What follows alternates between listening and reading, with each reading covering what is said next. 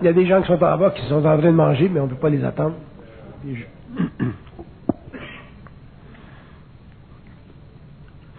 J'essaie toujours naturellement de vous parler en relation avec mon expérience, parce que c'est mon seul point de référence.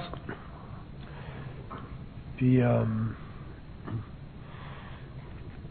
je peux pas réellement traiter de conscience ou de ce que je parle en relation avec ce qui a été écrit pendant l'évolution.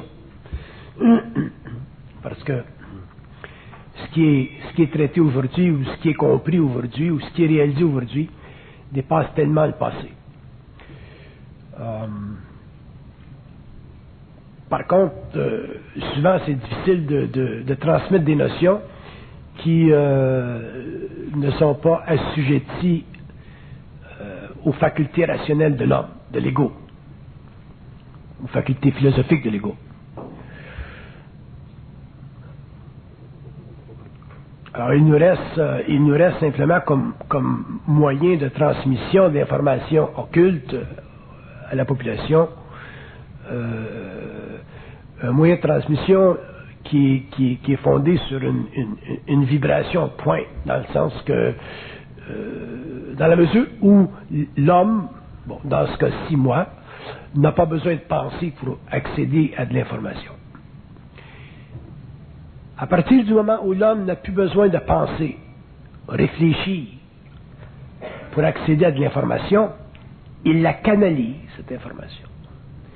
Une fois qu'elle est canalisée, elle n'est plus sous le contrôle de son ego, elle fait partie de son être, et elle peut être transmise à l'homme, à l'étranger, d'une manière très simple, dans ce sens que elle contient déjà en soi les mécanismes qui empêchent l'ego de la manipuler. Ce qui fait qu'une personne qui est en contact avec une vibration telle que celle-ci, lorsqu'il retourne chez lui,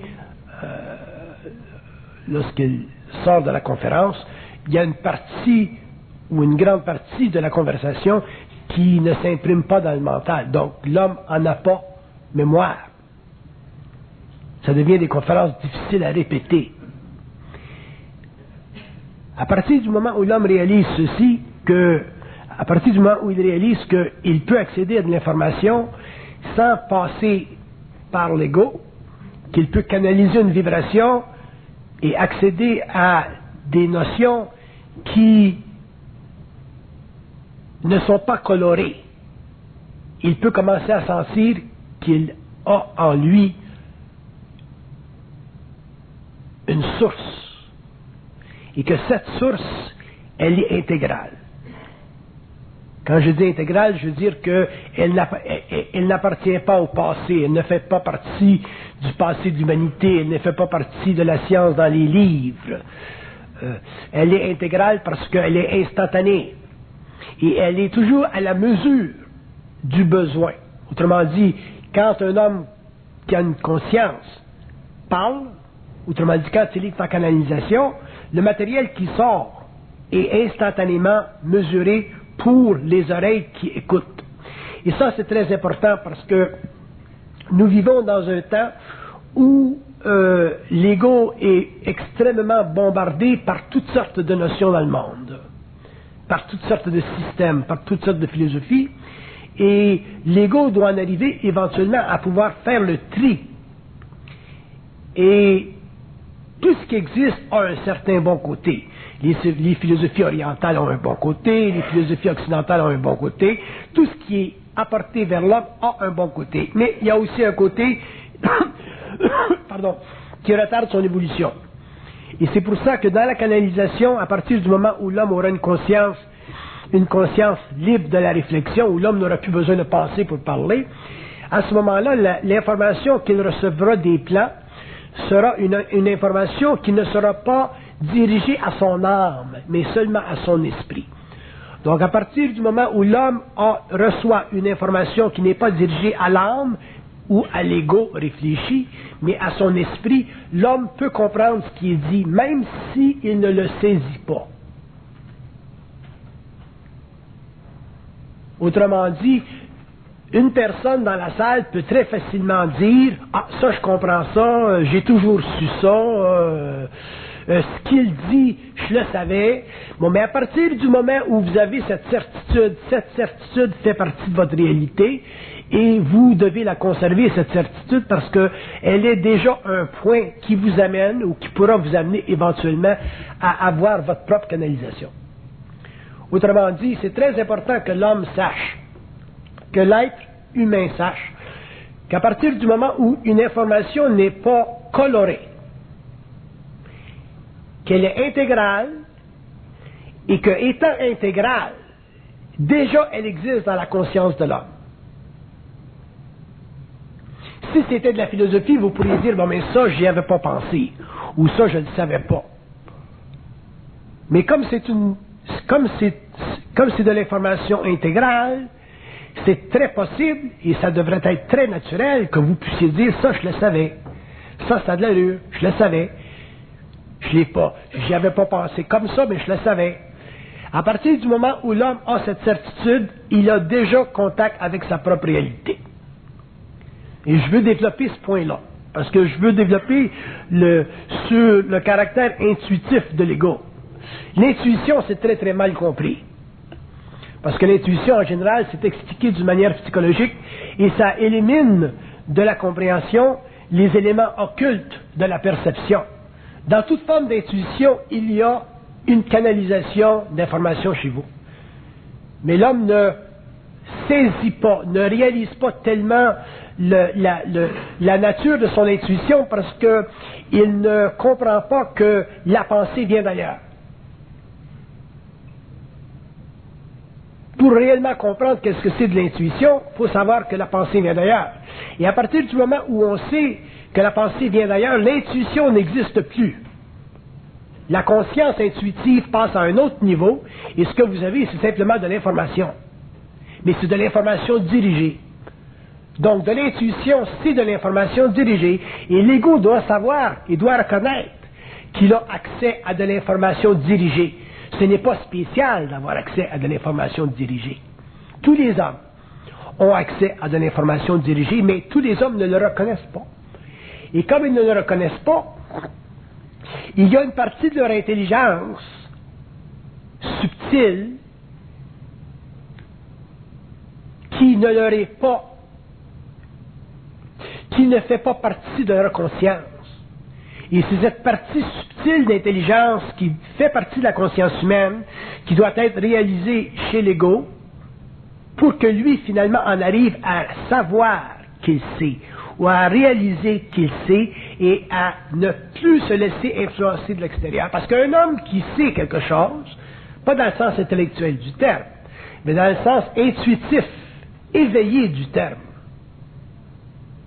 devient de moins en moins influencé de l'extérieur. Et quand je parle de l'extérieur, je parle des systèmes de pensée, des religions, des philosophies, ainsi de suite. Donc, il devient éventuellement son propre maître à penser. Et avec le temps, il peut s'habituer à être son propre maître à penser. Avec le temps, la vibration s'accentue, se développe. L'ego devient plus sûr, plus ajusté, plus habile à la manipuler, cette vibration. Et éventuellement, mais elle peut lui servir sur le plan créatif, sur le plan de la parole, sur le plan de l'écriture, ainsi de suite. J'ai reconnu depuis quelques années qu'il y a des gens qui se sont mis à écrire et qui ont écrit des livres extrêmement valables. Pourquoi? Parce qu'ils ont appris à se mettre en vibration et à laisser s'écrire le texte au lieu qu'eux essaient de l'écrire, le texte. Sur le plan de la parole, c'est la même chose. Si l'homme s'habitue à laisser parler le canal, au lieu de lui toujours interférer à travers son ego et chercher à l'intérieur de ce processus-là le fameux phénomène de la vérité ou du mensonge, à ce moment-là, l'homme deviendrait créatif et réaliserait qu'il a accès à une source d'information extrêmement riche, très variée, dépendant de sa nature, son tempérament, ou aussi de ce qu'il a à faire dans le monde. Pourquoi je vous dis ceci? Je vous dis ceci parce que l'ego planétaire, aujourd'hui, se sent seul dans le monde. L'homme se sent seul. Il essaie diminuer cette solitude dans ses relations humaines, mais il existe toujours chez lui une grande solitude. Et la raison pour laquelle l'homme vit une solitude, cette fameuse solitude dont parlait Schopenhauer, c'est parce que l'ego n'est pas conscient de lui-même sur les autres plans. Si l'ego était conscient de lui-même sur les autres plans, donc s'il avait accès à cette information, s'il avait accès à cette certitude, s'il avait accès à cette communication interne, qui n'est pas spiritualisée mais totalement mentale, il ne connaîtrait pas la solitude parce qu'il serait toujours en vibration mentale. Et être en vibration mentale, ça veut dire être toujours éveillé. Ceci n'implique pas qu'on fasse de la méditation. Un homme conscient, toujours éveillé, n'a pas besoin de faire de la méditation, il est toujours en méditation. Donc à partir du moment où vous faites de la méditation, c'est parce que déjà vous êtes endormi. Alors que l'être conscient, lui, n'a pas besoin de faire quoi que ce soit parce qu'il est toujours éveillé. Et pourquoi il est toujours éveillé? Parce qu'il n'a jamais rien à comprendre. C'est le fait de ne pas avoir rien à comprendre qui fait que l'homme est toujours éveillé. Si l'homme avait quelque chose à comprendre, il y a une partie de lui qui serait endormie. Mais pour que l'ego réalise ou sache qu'il n'a rien à comprendre, dans le sens réel du terme, pas dans le sens psychologique de l'ego, ou dans le sens égocentrique du terme, il faut qu'il sache qu'il est intelligent. Mais comment voulez-vous que l'ego sache qu'il est intelligent s'il ne peut pas accéder à son intelligence? Et l'intelligence dont je parle, ce n'est pas l'intelligence que vous accédez quand vous allez à l'Université de Montréal pour avoir un doctorat. L'intelligence dont je parle, c'est cette faculté chez l'ego de pouvoir intervenir directement dans le processus mental universel. C'est-à-dire dans ce processus qui lui permet, en tant qu'être incarné, de pouvoir déchiffrer ce que l'esprit veut lui dire. À partir du moment où l'ego est capable de déchiffrer ce que l'esprit peut lui dire, il devient extrêmement habile dans ce processus-là, et éventuellement, il n'a même plus besoin de communication télépathique, donc il n'a plus besoin de penser, tout ce qu'il a besoin de, c'est la vibration. Donc un homme qui vit dans un processus purement vibratoire, c'est comme un téléphone cellulaire, où personne ne parle, mais où il y a simplement le champ magnétique. Donc l'homme peut vivre dans un état de conscience mentale extrêmement calme, extrêmement non troublé, et en même temps être extrêmement éveillé pour pouvoir parler ou pour pouvoir écrire. Ceci se produit à l'extérieur du processus réflectif de l'ego. Donc un ego qui réfléchit trop, qui est trop dans la phase réflective, est un ego qui automatiquement va subir un certain degré d'ennui. Pourquoi? Parce qu'il y aura toujours quelque chose dans la vie qu'il ne comprendra pas. Tandis qu'un ego qui est dans un processus de conscience créative ne peut pas s'ennuyer. Pourquoi? Parce qu'il y a toujours des réponses. Et pourquoi il y a toujours une réponse? Parce qu'il y a toujours un interlocuteur de l'autre côté. Mais cet interlocuteur, c'est qui? Que ce soit son esprit, que ce soit son double, que ce soit sa source, c'est sans importance. Mais cet interlocuteur-là, c'est un niveau quelconque d'intelligence. C'est une architecture d'intelligence. C'est un processus intelligent qui peut être identifié si on veut, ou qui n'a pas besoin de l'être si on ne le veut pas. Mais ce processus-là est accessible à tous les hommes, il fait partie de la conscience de tous les hommes. Dans son mode le plus prosaïque, bon, on appelle ça de l'intuition, mais dans son mode le plus pragmatique, le plus occulte, le plus mental, le plus dirigé, le plus brillant, c'est ce qu'on appelle la source. C'est ce qu'on appelle le contact télépathique avec le plan mental. C'est sa structure mentale élevée. C'est l'origine de la conscience de l'ego. C'est l'origine de la pensée. Et la pensée a une origine. Si l'homme était suffisamment conscient et qu'il regardait sa pensée, il verrait qu'à certains moments dans sa vie, la pensée est totalement non intelligente. S'il était conscient, il pourrait interroger la non-intelligence de sa pensée. Je vous donne un exemple. Un homme peut perdre sa blonde et qu'il a beaucoup aimé, et il peut avoir la pensée, une pensée comme je m'ennuie.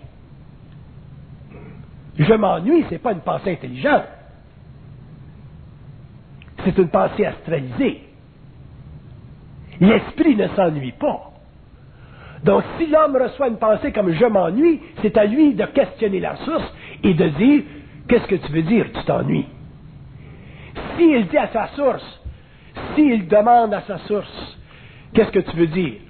Ben, je m'ennuie. La source sera obligée de répondre, je te taquinais. Comprenez-vous ce que je veux dire?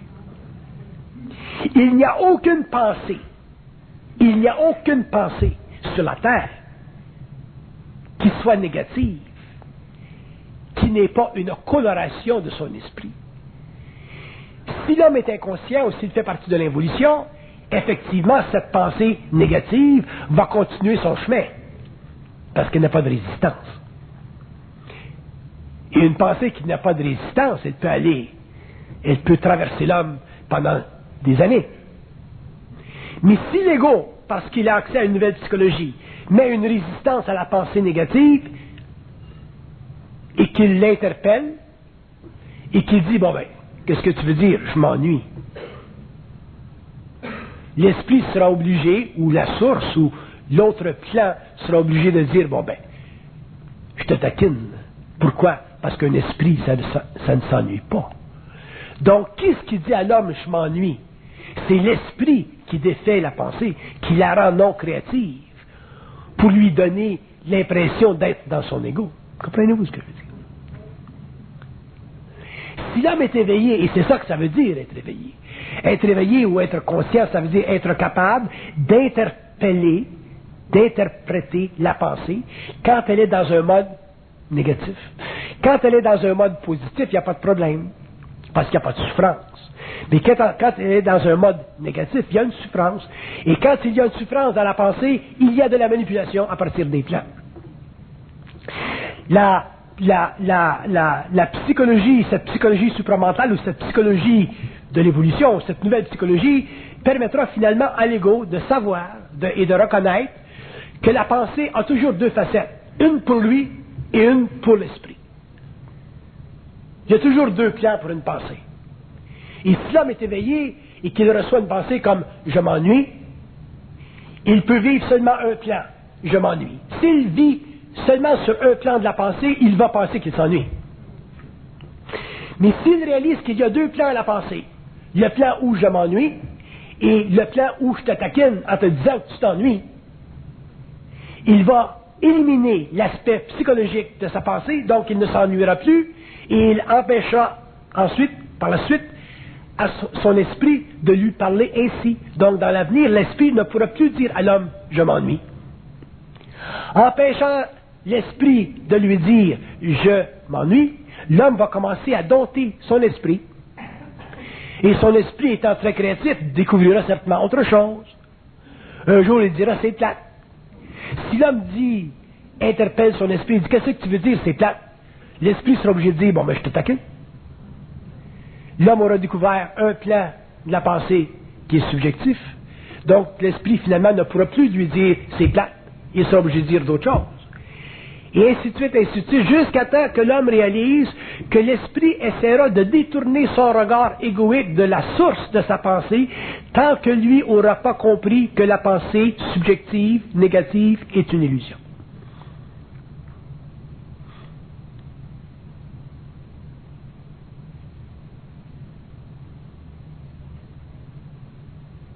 C'est pour ça que la réalité ne se pense pas. La réalité se sait, mais elle ne se pense pas. L'irréel se pense. Le côté intellectuel de la conscience se pense. Ce que l'on pense du monde, de l'univers, ça se pense. Mais si vous voulez savoir comment est construit l'univers, comment fonctionne l'univers, combien d'univers il y a, combien de super-univers il y a, quelle est la nature de l'espace, quelle est la nature des forces qui contrôlent, quelle est l'origine de l'énergie, c'est beau, c'est bien de dire, bon, il y a de l'énergie dans l'univers, il y a des atomes, mais d'où vient l'énergie? D'où vient le froid? D'où vient le chaud? Qui crée le froid? Qui crée le chaud? Si l'homme veut accéder à des questions fondamentales concernant l'architecture des mondes, il faut qu'il ait accès à un mode de pensée qui n'est pas sur un plan intellectuel, mais qui est sur un autre plan, donc qui traite avec son esprit. Mais si l'homme n'est pas capable de traiter avec son esprit sur le plan purement psychologique de son ego, au niveau de pensée aussi niaiseuse que je m'ennuie, comment voulez-vous que l'homme découvre les mystères de la vie, de l'univers, de l'évolution, des feux, des éternels, et ainsi de suite, ainsi de suite? C'est impossible. Donc, pourquoi l'ego existe-t-il? L'ego existe parce que c'est une réflexion. C'est la seule raison pour laquelle l'ego existe. Si l'ego n'était pas réflectif, l'ego n'existerait pas en tant que tel. Il serait simplement une lentille pour que passe la lumière vers le plan matériel. Donc, l'homme saurait, l'homme accéderait à ce qu'il a besoin de savoir, parce que ça fait partie de la réalité, ça fait partie de son évolution, ça fait partie des conditions fondamentales de l'existence. Mais puisque l'ego existe, qu'il y a réflexion, l'homme ne peut pas accéder à ce qui est réel, donc il ne connaît pas la genèse du réel. Il ne connaît que l'impression que crée le réel dans la polarité de son mental. Et c'est ce qu'on appelle l'existence. Donc l'homme est un être existentiel. Il est existentiel jusqu'à la mort. Mais être existentiel, ce n'est pas une solution à la vie, parce que l'existentiel est une limite à sa conscience. Alors au lieu d'avoir une conscience réelle, l'homme a une conscience existentielle. Et sa conscience existentielle lui permet de créer des systèmes de pensée, des modèles de pensée très, très, très, très intéressants, des philosophies, des religions. Mais tous ces thèmes de conscience ne font pas partie de la réalité. Donc, si l'existence nous parle d'ego, si la philosophie nous parle d'ego, ou si les théologies nous parlent de Dieu, ou si les théologies nous parlent je ne sais pas moi, d'ange, ou d'archange, ou de chérubin, ça ne fait pas partie de la réalité. Pourquoi ça ne fait pas partie de la réalité? Parce que la réalité ne se pense pas. La réalité se décrit par vibration au fur et à mesure où l'homme entre en contact mental avec un plan de sa conscience qui n'est pas régi par la réflexion. Donc à ce moment-là, il n'est plus assujetti aux lois de l'ego, il n'est plus assujetti aux lois existentielles de la réflexion, et il ne peut plus s'ennuyer, ne peut plus être seul, et ne peut plus dire qu'il ne comprend pas, parce que tout est accessible. Donc le mystère n'existe plus. Et à partir du moment où le mystère n'existe plus, la curiosité non plus n'existe plus, parce que la curiosité de l'ego fait partie de l'inconscience de l'ego. Il n'y a aucun homme sur la Terre en conscience mentale qui serait intéressé à savoir quoi que ce soit. Mais tous les hommes de la Terre en inconscience psychologique veulent tous savoir. Pourquoi est-il que l'homme inconscient veut savoir alors que l'homme conscient ne veut rien savoir?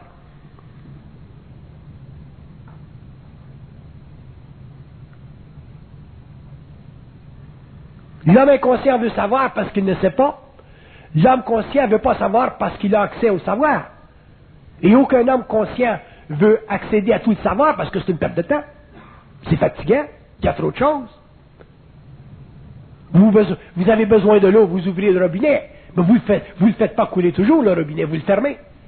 Alors un homme conscient, il rouvre le robinet, vous lui posez une question, il a besoin de savoir, il rouvre le robinet, ensuite il le referme. Donc l'homme conscient n'a jamais à accéder à utiliser la curiosité pour s'élever sur les plans de la conscience, alors que l'homme inconscient doit utiliser la curiosité pour découvrir les arcanes de la connaissance. Mais ça fait partie du jeu de la réflexion de l'ego.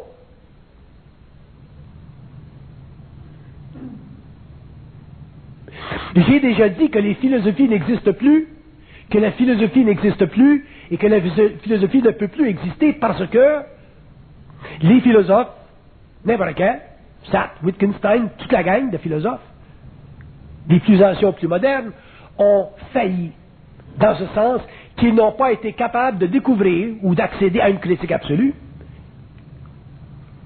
Si les philosophes avaient accédé à une critique absolue, la philosophie aurait été instantanément transmutée à une conscience intégrale.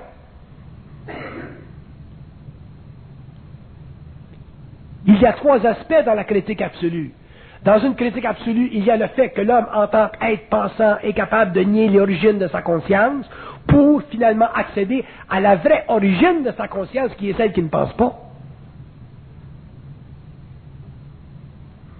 Le deuxième aspect de la critique absolue, c'est que l'homme qui a une critique absolue n'est plus intéressé à réfléchir, donc à penser de manière subjective, parce qu'il sait très bien que les formes utilisées sur le plan de la conscience mentale, donc les formes qui sont utilisées pour la construction de l'architecture du mental, doivent être détruites dans un certain temps pour que l'homme évolue.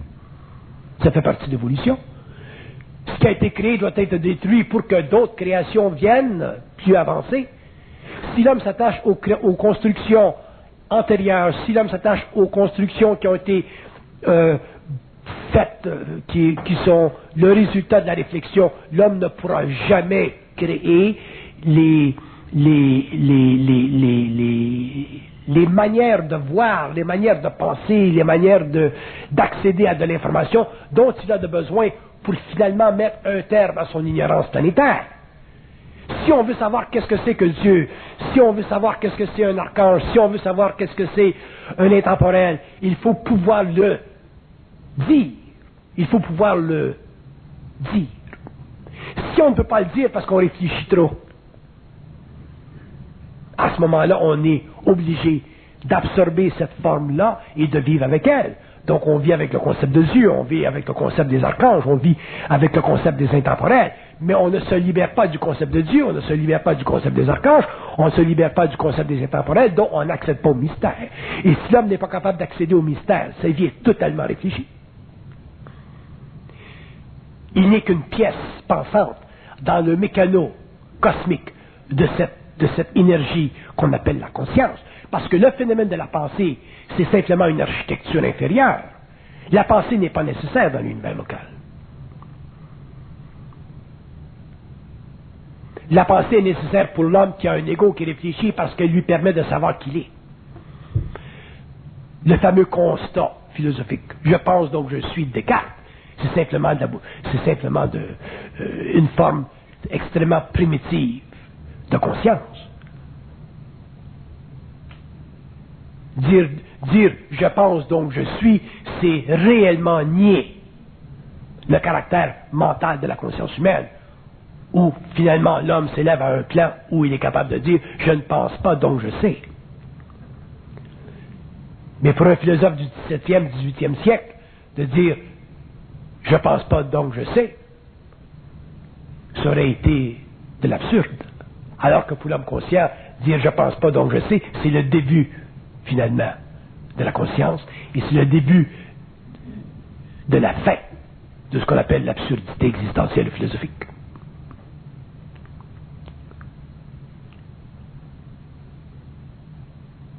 Donc c'est très important pour l'être humain de l'évolution, l'être de demain, l'être qui accédera finalement à une conscience évolutive ou à une psychologie créative, de comprendre que la totalité des concepts qui ont servi à la construction de la civilisation judéo-chrétienne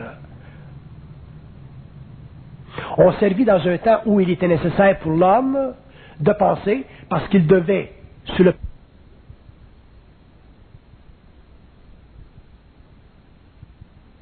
il commence à découvrir les mondes parallèles, le monde mental, la source de son mental, la source de sa conscience, la nature de sa pensée, la puissance de sa pensée, le caractère nocturne de sa pensée, que vous appelez des rêves. Donc l'homme commence à s'apercevoir qu'il est constamment nourri. Il est nourri à partir de quoi? Du plan mental. Mais il peut se nourrir de sa conscience seulement si elle n'est pas émotivée. Autrement dit, si elle n'est pas animalisée. Autrement dit, si elle ne fait pas partie du passé. Autrement dit, si elle n'est pas régie par les lois de la crainte.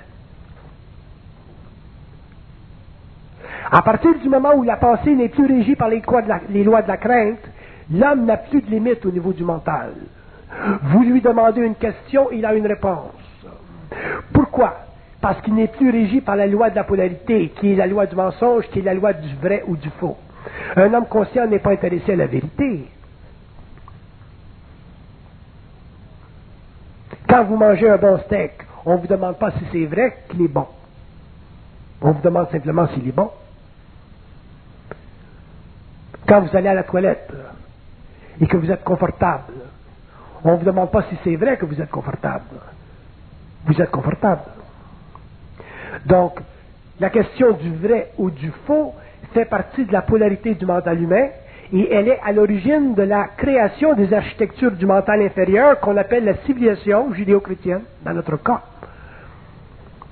Mais dans le cas de l'évolution future, où l'homme s'individualisera, cette conscience qui, par le passé, avait fondé ses assises sur le vrai et le faux, fondera ses assises sur la neutralité de ces deux aspects, et l'homme ensuite, finalement, sera libre d'extrapoler ou d'étudier ce que vous appelez les mystères. Mais qu'est-ce que c'est un mystère? Un mystère, c'est plusieurs choses.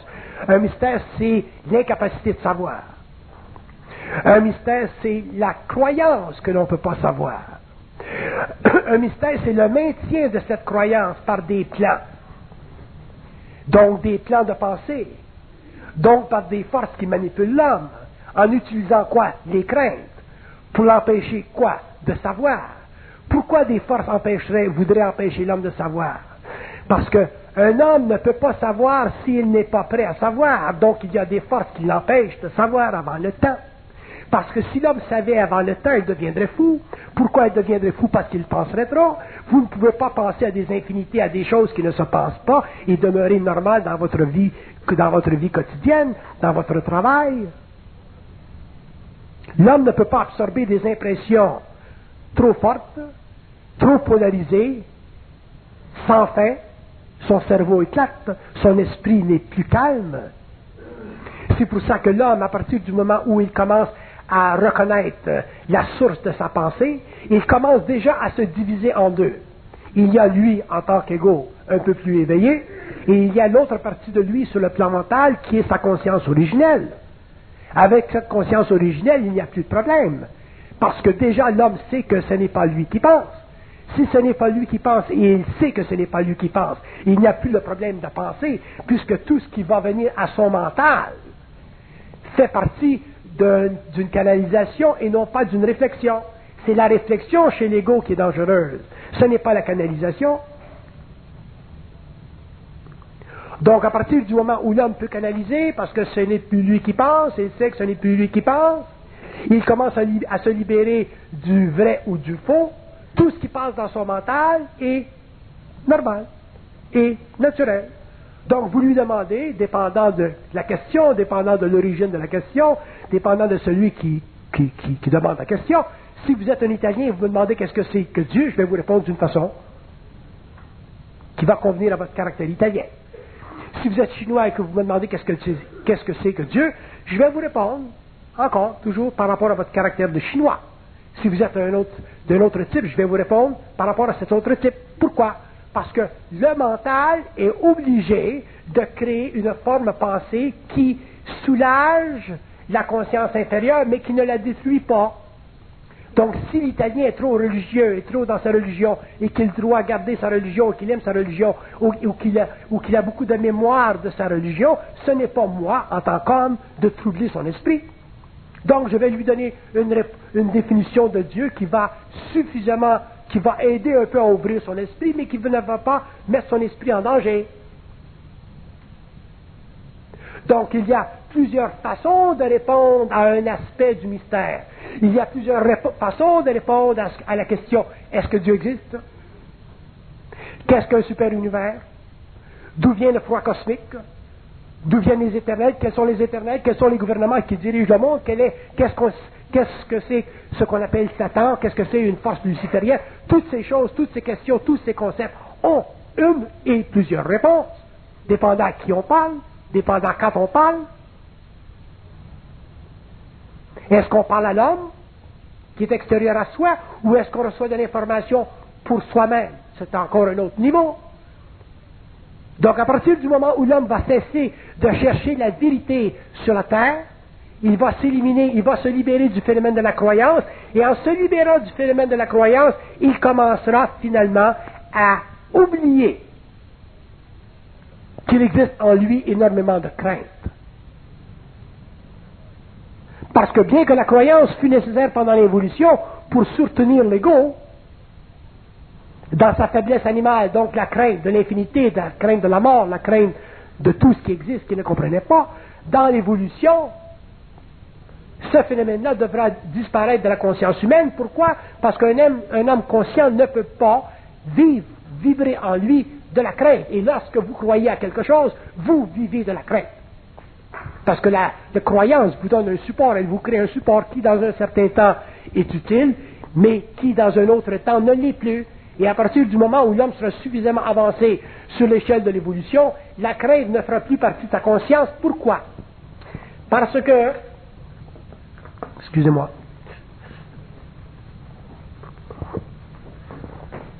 parce que, premièrement, il devra se réaliser. Se réaliser, ça veut dire quoi? Il devra savoir. Savoir, ça veut dire quoi? Ça veut dire accéder à ce qui n'est pas pensable. À partir du moment où l'homme peut commencer à accéder à ce qui ne se pense pas, là, ça commence à être intéressant. Mais tant que l'homme ne peut accéder qu'à ce qui se pense, il est régi par les systèmes de croyance et sa conscience ne peut pas avancer et il ne peut pas faire avancer celle des autres. Pourquoi? Parce qu'il est piégé dans le passé, il est piégé aux structures de l'évolution de sa civilisation, qu'il soit chinois, qu'il soit oriental, qu'il soit catholique, protestant, ainsi de suite. Donc le rôle de l'homme sur la terre éventuellement, le rôle de l'âme incarnée sur la terre éventuellement, ce sera quoi? De fusionner avec l'esprit. Pourquoi? Pour finalement libérer l'être, c'est-à-dire l'aspect pensant de l'homme. Et qu'est-ce que c'est cet aspect pensant de l'homme? C'est l'ego qui réfléchit, pour que cet ego qui réfléchit, finalement, en arrive à découvrir les mystères. Et lorsque l'homme aura découvert les mystères et qu'il aura développé une grande maturité par rapport à cette science interne et développé une grande vibration, il pourra appliquer ces sciences à tout ce qui existe. L'atome, la maladie, la nourriture. Il pourra créer une nouvelle science, il pourra créer une nouvelle façon de traiter sur la Terre avec les forces matérielles. Ce sera une nouvelle civilisation qui pourra éclipser celle que nous connaissons aujourd'hui. Mais tant que l'homme sera obligé de réfléchir pour savoir, il ne fera que progresser sur les lois de la croyance et à l'intérieur des systèmes de la croyance, et son évolution mentale sera extrêmement diminuée, extrêmement limitée, et il ne pourra pas étendre sur la terre cette lumière qui fait partie de son intégralité. Elle demeurera simplement une partie de lui-même, cachée dans son enveloppe, mais elle ne ferait pas partie de la civilisation, et les hommes et les gouvernements et tout ce qui vit sur cette planète ne pourra pas bénéficier de ce qu'on appelle la conscience cosmique. Parce que la réflexion, elle est en soi limitative. Et elle est fondée sur la croyance, qui est fondée sur la crainte.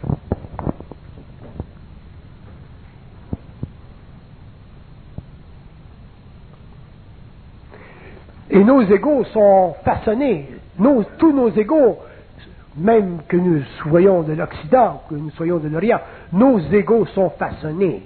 Nous ne les façonnons pas. Nos égos sont façonnés. Et un égo qui est façonné, c'est un égo qui n'a pas de puissance créative, parce qu'il n'est pas capable d'interroger ce qui n'a jamais été expliqué, ce qui n'a jamais été dit. Il ne peut pas interroger les mystères. Les mystères font partie de sa limitation. Et les églises, les religions les utilisent pour leur propre pouvoir spirituel. Mais si vous parlez, si vous avez une communication télépathique avec le plan mental, et que vous dites, bon, aujourd'hui, je veux savoir qu'est-ce que c'est telle chose, et qu'on vous dit, bon, telle chose, c'est ça. À ce moment-là, on brise en vous les structures anciennes de votre pensée, donc vous avancez. Un autre jour, vous demandez, bon, qu'est-ce que c'est telle chose? On brise en vous encore les structures de votre pensée ancienne, non? Donc, éventuellement, l'homme en arrive à un constat, qui est sa conscience universelle. Et une fois qu'il a une conscience universelle, il n'a plus besoin de rien sur le plan matériel. Quand je dis qu'il n'a plus besoin de rien, je veux dire qu'il est plein.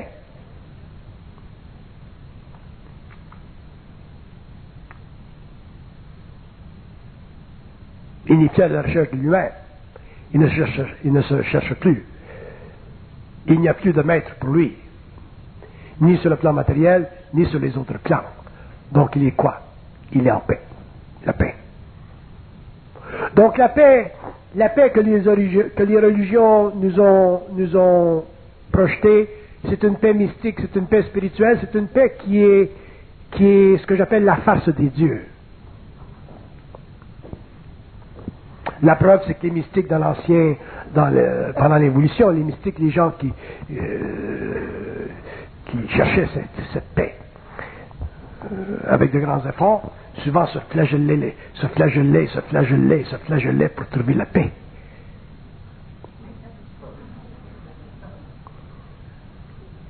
Combien de mystiques se sont flagellés pour trouver la paix?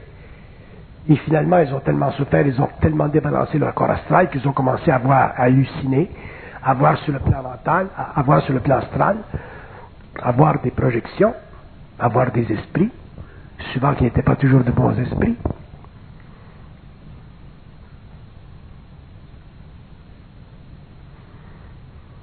À l'éviter.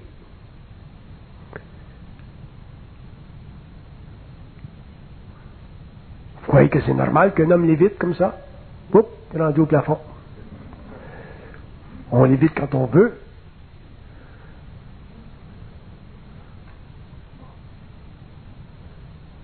Ah, il est rendu au plafond.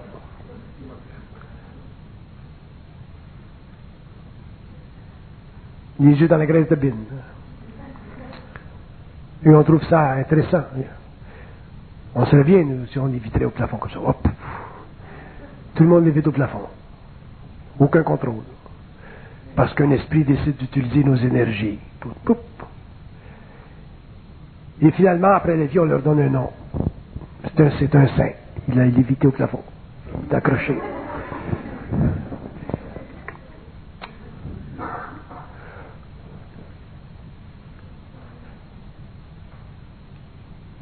Donc c'est très important pour l'être humain de commencer à comprendre que la croyance fait partie des structures mentales inférieures de l'évolution et que l'homme de l'évolution, l'homme qui viendra au cours des siècles, des générations, qui aura une conscience, ne pourra pas croire, non pas parce qu'il ne voudra pas, mais parce qu'il ne pourra pas. Les mécanismes fondamentaux de sa conscience égoïque auront été transmutés à un point où la croyance ne pourra plus faire partie de son mental parce qu'il n'y aura plus en lui de crainte. Et on ne voit pas qu'il y a un lien entre la croyance et la crainte. Mais je vous assure qu'il y a un lien entre la croyance et la crainte.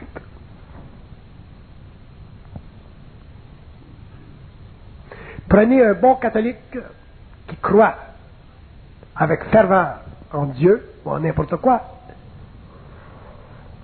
et donnez-lui une opposition. Faites-lui vivre une expérience opposée à sa croyance et je vous assure qu'il verra dans cette opposition les œuvres du diable.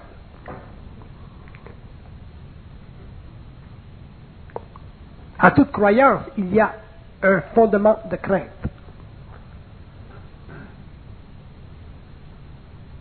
Et c'est une des raisons pour laquelle le passage de l'involution à l'évolution sera un passage très difficile. Les hommes y accéderont à différentes échelles, dans différents temps, mais ce sera un passage difficile parce que l'homme a été tellement abruti pendant son passé que la réalisation personnelle qu'il a accès à un être transpersonnel, prépersonnel, qui fait partie de lui. Tout ceci va tellement à l'encontre de sa conscience, de sa mémoire, que les hommes qui passeront de l'involution à l'évolution vivront nécessairement une forme quelconque d'initiation. Il ne peut pas y avoir de passage de cet âge à cet âge nouveau sans initiation, parce que l'homme ancien doit être totalement transmuté. Donc, ce que nous vivons sur le plan matériel en tant qu'expérience aide à cette transmutation, et les hommes qui auront une certaine intelligence, une certaine conscience, une certaine sensibilité, une certaine perception, bénéficieront finalement de ces chocs de vie et les utiliseront pour dépasser leurs craintes et finalement mettre le doigt sur cet aspect d'eux-mêmes qui est réel, qui est fondamental, qui n'a rien à voir avec la connaissance réfléchie et qui représente intégralement leur conscience universelle. Vous regardez ce que nous avons fait en science sur le globe depuis 100 ans, à partir de la révolution industrielle jusqu'à aujourd'hui, et pourtant l'homme lui-même n'a pas évolué. Beaucoup s'est fait sur le plan de la science, mais sur le plan psychique de l'homme, très peu s'est fait. Et pourquoi? Parce que l'homme évoluera sur une base totalement individuelle. On ne dira jamais, ah, il y a beaucoup d'hommes conscients sur la terre. Parce que la conscience universelle, cette conscience qui découle du lien entre l'homme et son lien universel, sera totalement individualisée. Et c'est très important de comprendre ceci parce que on a toujours tendance à croire ou à vouloir croire que des hommes peuvent être amenés ensemble et faire des choses ensemble dans une conscience universelle. Et vous verrez que plus les hommes seront dans une conscience universelle, plus les hommes seront dans une conscience intégrale, plus l'ego sera individualisé, moins les hommes voudront faire des choses ensemble, parce qu'à un certain point, lorsque l'homme évolue et qu'il a suffisamment intégré son énergie, il ne peut plus s'assujettir au niveau du mental à une vibration inférieure que la sienne. Autrement dit, un être conscient ne peut pas vivre des conflits d'ego, ne veut pas vivre des conflits d'ego. Alors que l'homme inconscient, même s'il ne veut pas vivre de conflits d'ego, trafique toujours à créer des conflits d'ego. Alors que l'homme conscient ne veut pas vivre de conflits d'ego. Et il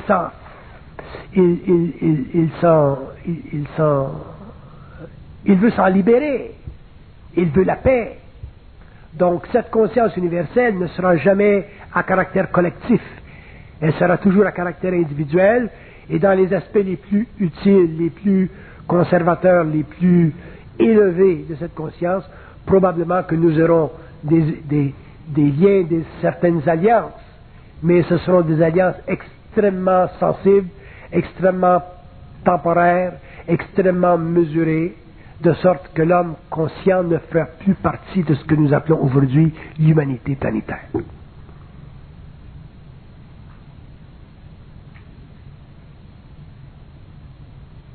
Donc le concept de société, le concept de nation, le concept de groupe, le concept de collectivité qui fait partie de l'organisation sociétale de l'évolution, à partir du moment où l'homme sera conscient, ce concept ne fera plus partie des besoins psychologiques de l'ego. Ceci ne veut pas dire que l'homme conscient sera un mystique ou qu'il se retirera du monde, non. Mais il passera dans le monde de manière inconnue, il vivra dans le monde de manière inconnue. Il bénéficiera du monde, de ce que le monde a fait de bien. Mais lui, en tant qu'individu, voudra vivre la paix dans le monde. Et la paix dans le monde, ça se vit en relation avec des êtres qui sont de moins en moins égocentriques, c'est-à-dire qui ont des énergies mentales extrêmement balancées, équilibrées, non astralisées. Et c'est là que l'homme trouvera sa paix. Pourquoi? Parce qu'il aura la volonté d'être. Il ne cherchera que la paix. Alors que l'homme aujourd'hui cherche le plaisir, le désir, les choses du monde. L'homme de demain cherchera la paix. Et en relation avec cette paix, s'il y a du plaisir, tant mieux. S'il y a des choses du monde, tant mieux. Mais ce sera la paix qui sera fondamentale, qui sera son mantra fondamental et qui lui permettra de continuer à vivre dans un corps matériel jusqu'à la fin de ses jours. Donc il faut garder les grands mouvements de vie, les grandes choses que nous faisons dans la vie, où nous voulons trouver la paix, mais où nous ne la trouvons pas. Dans l'amour, dans le travail. Et l'homme sera obligé un jour de regarder, de faire une analyse fondamentale de son amour, faire une analyse de son travail et voir si dans ces choses-là, dans ces expériences-là, la paix existe. Si la paix n'existe pas et qu'il a une certaine conscience, il sera obligé de la chercher ailleurs.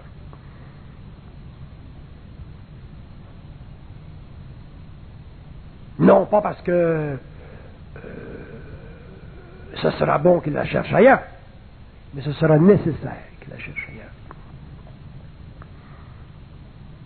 Une fois la conscience éveillée, elle ne peut plus s'endormir. Mais on ne peut pas l'éveiller soi-même. Elle cherche à s'éveiller en soi, en nous créant toutes sortes de choses. Elle nous donne des mécanismes, des sciences ou une science que nous pouvons utiliser pour l'identifier, en identifier les mécanismes. Mais une fois que la conscience est éveillée, l'homme ne peut plus se rendormir. Et c'est à partir du moment où il ne pourra plus se rendormir qu'il réalisera qu'être éveillé, c'est une constante tendance à la souffrance. Et cette constante tendance à la souffrance, il faut la maîtriser, la détruire pour que l'homme en arrive un jour à ne plus souffrir. Parce que souffrir, c'est une violation de sa liberté. L'histoire de l'évolution, l'histoire mystique de l'évolution où l'homme doit souffrir pour grandir, c'est réellement de l'astralisation de la conscience.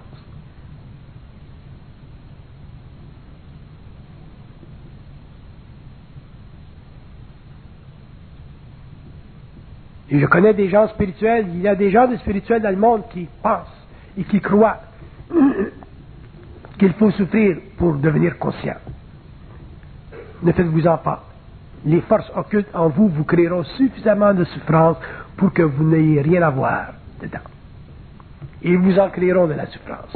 Et il y aura de la souffrance. Il y a toujours eu de la souffrance. La vie, c'est de la souffrance. Donc le rôle de l'homme, c'est de foutre la souffrance à l'extérieur de sa vie, de l'utiliser quand il doit l'utiliser parce que ça fait partie de son temps, mais un jour l'homme doit cesser de souffrir. Et il ne cessera de souffrir que lorsqu'il aura de la volonté.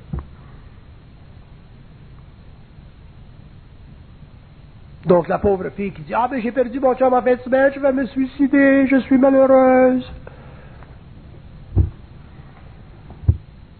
Elle apprendra un jour qu'un de perdu, 10 de retrouvé.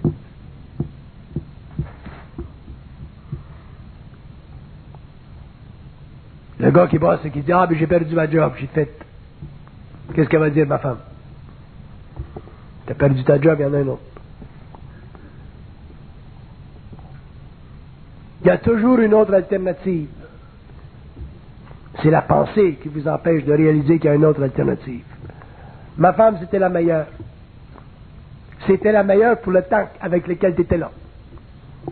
Oui. Ça faisait partie du plan de ta vie.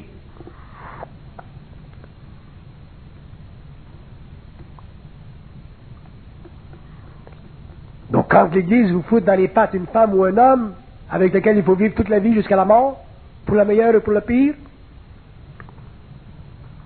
un jour vous comprendrez que vous direz pour le meilleur, mais pas pour le pire.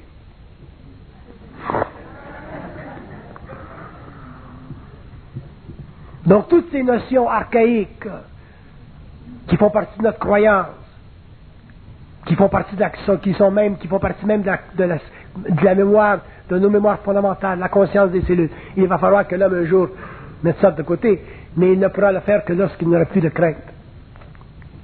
Je vous donne une définition occulte de la crainte. Regardez comment on voit la crainte à partir des plans.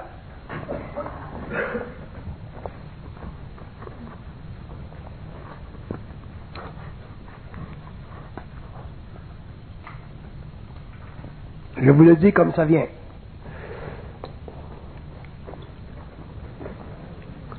La crainte, c'est l'impression créée pour empêcher l'ego d'être. Pour empêcher l'ego d'être.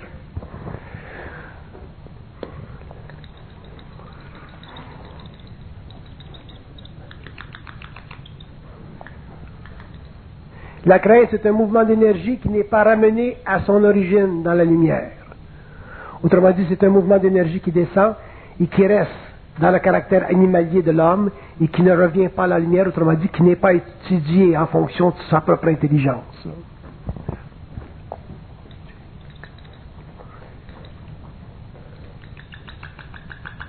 On utilise la crainte pour vous empêcher, les humains, de nous transpercer.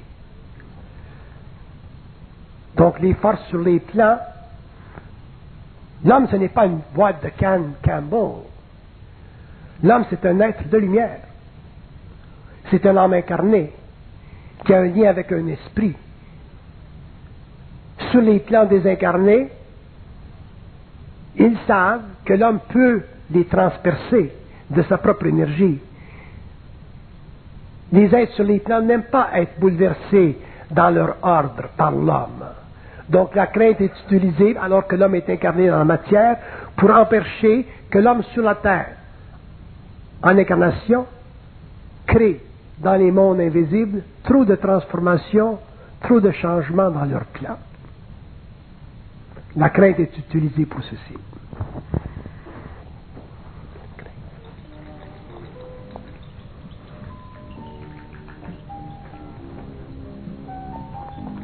Ils disent que la crainte, dans l'énergie de la crainte elle-même, elle est faite à la fois de feu